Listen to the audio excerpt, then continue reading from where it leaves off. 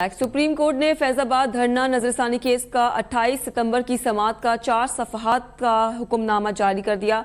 Hukamnama chief justice काजी फाइज ईसा ने तहरीर किया है।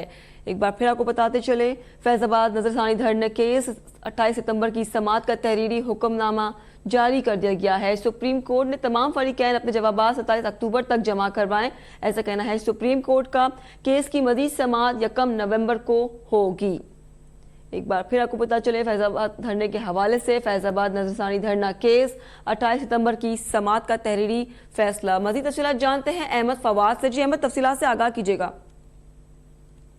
बिल्कुल, चीफ जस्टिस काजी फाइज ईसा की जानिब से ये तहरीरी हुक्मनामा जो है वो आज जारी किया गया है। 28 सितंबर को जो समाअत हुई थी और कुल 4 सफ़हात पर यह मुश्तमिल है, जिसमें एक तो ये कहा गया है कि तमाम जो फरीकैन हैं इस केस में अगर किसी तरह से भी अपना कोई जवाब जमा करवाना चाहते हैं तो 27 अक्टूबर तक उनके पास वक्त है।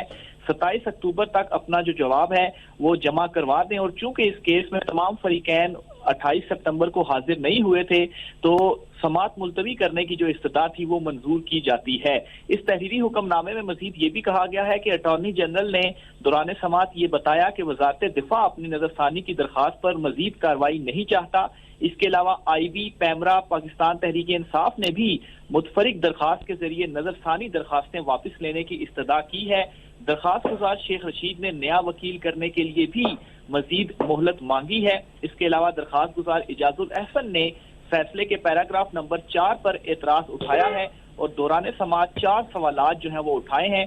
दौरान समाअत ये भी सवाल उठाया गया कि तवील वक्त गुजरने के बावजूद नजरसानी केस क्यों समाअत के लिए मुकर्रर नहीं किया गया। इसके अलावा तहरीरी हुक्मनामे में ये भी कहा गया कि नजरसानी दरखास्तें वापस लेने के लिए एक साथ मुतअद्दिद मुतफरिक दरखास्तें क्यों दायर की गई हैं, ये दूसरा सवाल है जो तहरीरी हुक्मनामे में किया गया।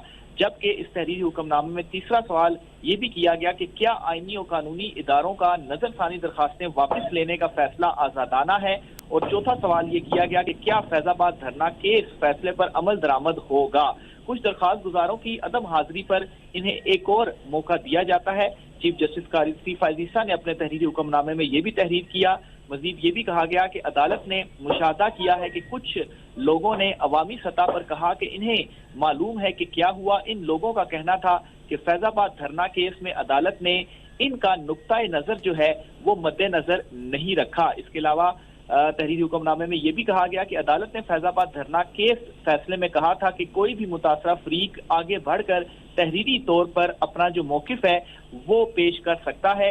इसलिए अदालत एक और मौका देती है कि कोई भी शख्स अगर हकायक मंजर आम पर लाना चाहता है तो वो अपना बयान हल्फी अदालत में पेश कर सकता है। अटॉर्नी जनरल और दीगर जो फरीकैन हैं इन्हें मजीद वक्त दिया जाता है और कोई भी फरीक अगर अपना जवाब जमा करवाना चाहता है तो 27 तारीख तक वो अपना जवाब जमा करवा दे। तो ये 4 सफ़हात पर मुश्तमिल एक 28 सितंबर की समाअत का तहरीरी हुक्मनामा था और केस की जो मजीद समाअत है वो अब 1 नवंबर को की जाएगी। जी अहमद फवाद अपडेट कर रहे थे।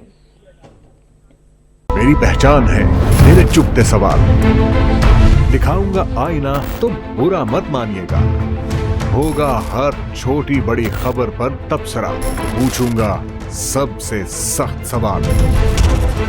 हक वो सच है मेरी आवाज, इस आवाज को दबाना नहीं, बहा ले जाऊंगा हर रुकावट क्योंकि मैं बहता सैलाब हूं। देखिए अब तक डॉक्टर दानिश के साथ।